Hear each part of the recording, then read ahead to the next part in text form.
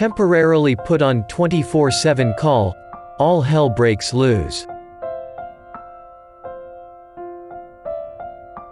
I was working for a small tech company that created and sold its own software to a niche market. Nothing extraordinary about that. We had a client with 80 different locations. That was the main client. The people in these locations were not tech savvy, and the software front end was pretty simple as a result. At the start of each day, the locations had to start the day, which basically involved entering the date and some opening figures. The client wanted this to be a manual process, even though it was basically entering the figures from the end the day. There was one person who held the support phone, and he had for about 2 years. Personally, I thought he was crazy for agreeing to be on call for such a length of time. What I didn't know was he didn't get paid any extra for this. He was getting calls all sorts of crazy hours over this time. He was having some disagreement with the manager, and one day just walked out after having enough. The manager then calls me in and said he needs somebody to take over tech support while they find a new person. The manager was a bit of a pompous fool who disliked the people of the country he had moved to, and thought us all idiots. Anyway, he agreed to pay me the other guy's salary on top of my own while I did both jobs. We were the idiots, not him, don't forget. I didn't exactly trick him, but didn't tell him the mistake he was making either, and got him to send it an email and had it agreed. Part of the duty was to have the 24-hour phone, but as I was getting double pay, that didn't bother me at first. The agreement with the client was if they called the number, and it was not a software issue but a problem between the chair and the PC, they would be charged €2,000 for the call and the person answering would get €300. So from my point of view, I was getting double pay, and €300 bonus pay maybe, but the phone shouldn't ring as I knew the work we were doing and there weren't emergency software fixes happening. So the first week there were no calls, but the second week I got a call from Bob in a particular location at 5 a.m. He couldn't open the day. So dial in and see he simply hadn't done anything, and walk him through the steps on how to do. Now I have been on site in this location before for about 2 months. The instructions are literally taped to the wall above the monitor. I know Bob pretty well and he is not the brightest. So I just verify the instructions are still on the wall, and say he should just follow the instructions, and as I didn't want to get him in trouble with the charge, I wouldn't put the call down as chargeable. Tell my manager when I go in what happened, and he said, "Good boy, it didn't take you long anyway." Said if it happened again, I would warn Bob before I looked and would charge. Manager gave me a bit of a weird look, but I ignored it. Next day 5 a.m. Bob rings. Warn him that if this is the same issue as yesterday there would be a charge. He insisted it was not and there was a real bug. Dial in and look, he hasn't done anything. Do the standard actions and there are no issues. He claims I must be doing something different. Go in, tell manager what happened and this is chargeable. He said he would look after it, so great, an extra €300 in my paycheck. Next day Bob rings at 5 a.m, warn him it is chargeable if the same issue. Same again. Tell manager another €300 for being woken up, so I think. Continues till Sunday. Monday morning not 5 a.m. call, so I think they were warned by billing, and glad not to be woken again. Monday night at 11 p.m. I get a call from Bob as he can't get, close of day, to work. Have a look and he has done nothing. I can see he hasn't even logged into the PC as with the other times. So, I go to bed at least knowing I won't get a call as Bob won't be working the morning shift. At 5 a.m. I get a call from John in a different location, same issue. 5:15 a.m. Ted calls, 5:30 Fred, all the same with no attempts to even log in. So I am awake now and wondering what has just happened. Look up the area and these locations are all in one region run by one regional manager. Tell manager the issue, and he said I started to sound like the other guy who walked out. I was 24-hour support, and what did I expect would happen? I tried to explain that it was 24-hour emergency support, and that the company has ran up €8,000 bill in 24 hours, and he laughed saying that we don't charge for the calls. I went back to the email agreement he sent, and checked, and we were meant to charge, but importantly I was meant to get €300 per such call. I tried to talk to the manager, but he didn't want to listen. The calls kept on happening for open and close, so I couldn't get a full night's sleep. I contacted the guy who left, and he then told me that the manager would never charge nor pay the bonus, and he lived like this for 2 years before finally cracking up and quitting. I put up with for the remainder of the month. I get my paycheck, and am only paid marginally more than normal. What I got was the difference between my wage and the guy who quit. It was actually the difference of how much more I was paid than him.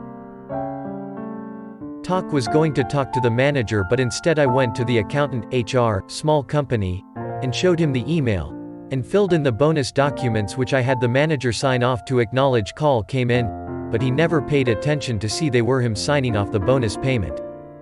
The accountant freaked out saying there is no way I should be getting so much money. Pointed out I had agreed to it and had Manger's signatures on everything. He agreed it was all above board, but the manager had obviously made a mistake, but I pointed out how could the rate you paid me was different. He said that he did get instruction but assumed they were wrong, worked out what I should get based on the difference in wages. Now I was working overtime to do both jobs along with the out-of-hours calls. So manager is called in, and he agrees my wage should be double but not the bonus payments as they didn't charge the client. So the accountant asks why they aren't being charged, and they start arguing with each other, ignoring me and getting very shouty. I leave it to them, and contact the regional manager of the client to just ask why all as managers are calling the emergency line for such basic stuff. He informs me he told them to because they pay for support. As he is the client, I am polite, and say nothing to him about how wrong he is.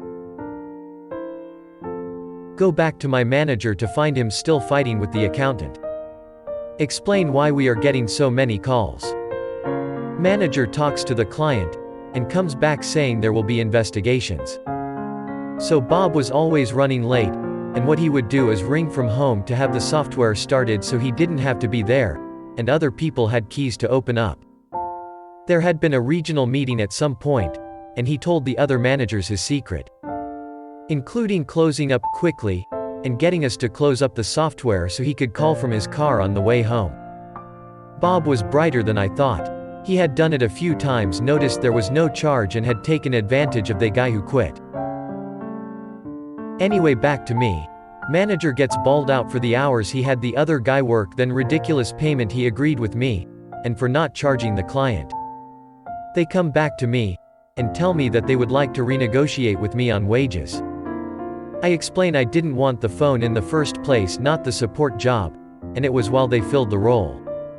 Manager had told them he had replaced him with me, it was now part of my job, so he had saved money for a minor pay rise. This is all taking time, and I am in my second month of double pay, and I had got more calls for non-emergency issues, including somebody having cap locks on when entering their password. The paycheck comes in, and I have extra money, but only the extra money for the first month without the bonuses. Go into manager, an accountant, and ask what is going on. They tell me, we negotiated a different deal with you, so I asked to see it in my signature. They had put together an agreement but never showed it to me or had me agree. So they realized they made another mistake and asked me to sign it there, and then without fully reading it. Said I would review, but they kept insisting I sign it without reading it fully. I refuse and they get really mad, threatening to fire me. Now here you can't fire somebody easily with a raft of laws. There are also a host of laws on working hours. They were currently breaking these laws with having me on call, and then coming in on time after getting a call at 5 a.m. I leave and go read the proposal. They were trying to get me to do both jobs for a very small pay rise, removed the bonus, and wanted me to be on call 24/7, which included a no drinking clause, and must be 30 minutes away from my laptop at any given time. Hell no. I walk back, and say no to the agreement, and would like all payments addressed by the end of the week as per the agreement I did sign, including the bonus payments, which was at that point €6,000. They get really mad, threatened to fire me, and I then gave them the highlighted legislation showing they had made me work over 70 hours a week for 2 months, refused to honor my contract, and had no grounds to fire me. The manager then used a racial slur if being sensitive, but as the accountant and I are the same nationality, to hear it said in anger made him flip out. They start yelling at each other. I waited till them calmed down, and said, "Very difficult to fire me now, given what manager just said." Looked at the accountant. "Are you going to deny he said that?" The accountant looked at me and said nothing. I was furious and left. Walked into the MD's office. MD's office was close to the others, so he had heard the shouting. I knew he was aware of what was going on. Asked to talk to him, knowing he was also the person who at least had input to the new contract they wanted me to sign.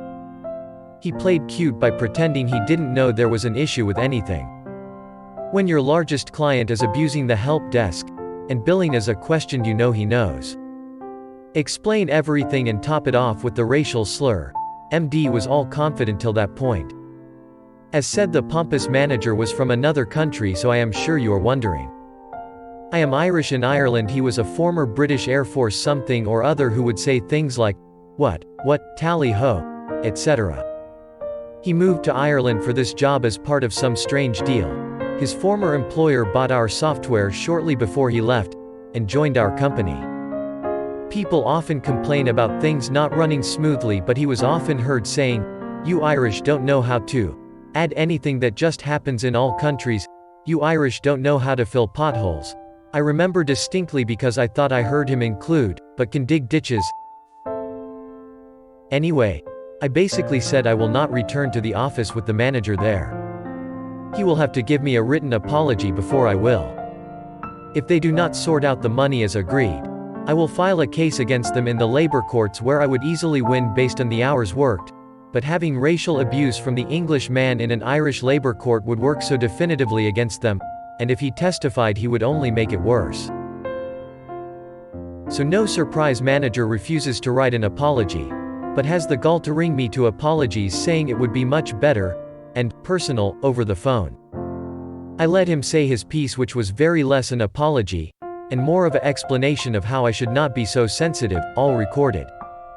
Explained I didn't care what he thought, and he has to give me a written apology if I am to return or be fired. His call. Lots of talk back and forth with MD, and I make it clear all money paid and a written apology from manager or he is fired. I won't return till this is addressed. They needed me back as my work was building up. So about a week passes, and they ask me to come back in as the manager has been fired. I return.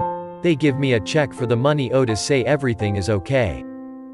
Now, I didn't trust them, but all appears to be above board, but I know they will want to get rid of me the first chance they get. So I start working, and as I did various part of system admin, I know who is dialing in and out from our network. I have a look and see manager is on the network. I see what he is accessing, and it is quite apparent he is working on a tender from the company, i.e. not fired. Laughed to myself. As we are a small company, the phones are redirected from the reception to other phones. You can do this from your desk to your own phone. So I redirect the reception phone to my desk when I see the MD heading out of the office, and kick the manager off the network because I have been told he doesn't work there. 5 minutes later, my phone is ringing, so I pick up. The manager is on the phone saying he can't connect to the network, and he is working on something very important. The guy is so ignorant he didn't even notice it was me who answered. Me: I kicked you off the network because you don't work here. Manager: I do work there. Me: not what the MD told me, because you were so pathetic that you couldn't write an apology. He told me they fired you. Manager: stop being ridiculous. They obviously told you that, and have me working from home now. Me: well, somebody is lying and I hope it is you. Manager: nobody is lying. Me: so you are both fired, and still working for the company. Manager: listen, Patty put me through to the MD. My name is not Patty, so this is a racial slur dependent on how you say it. Me: another racial slur. Seems like you need to write me 2 apologies now. Manager, stop being such a etc. Me, I am hanging up now, but I will sure to using this recording as proof of your abusive behavior along with that of your apology before, hang up. Ring the MD on his mobile to say manager was somehow still on our system, and then rang and was abusive to me again. Asking should I contact the police as he seems to be unhinged, insisting he still works there. MD asks me to let him back onto the network. Me. No problem. I am going home now, and will see you in the labor court, and I now have a recording of the manager racially insulting me. I also have a chain of emails where you said he was fired because of it, yet on my first day back I received the same abuse. Now, while I was off I found out I could get double my salary by becoming an independent consultant. So I had a contract lined up to start in 4 weeks. So get a call from MD asking to meet me. I agree to meet him in a coffee shop. He tries to apologize about lying but thought it was a good solution to have manager no longer in the office, and we would never see each other. I disagreed and said what is his solution now? He goes on about how I would never see or talk to the manager again. Didn't agree and said they could make me redundant, and give me a generous severance package. Eventually that was agreed upon and I was going to finish up in 2 weeks' time after handing over my workload. I got a year's salary and had a job lined up, so I was happy. There was a gentleman's agreement I wouldn't go to court, which I did abide by. If I really wanted to I could have gone to court, and got more most likely. This is really long, but if there is interest I can tell you how the manager retired a little while afterwards, and it didn't go well for him, most likely due to his iterations with locals. Edit. The story of his retirement is in the comments.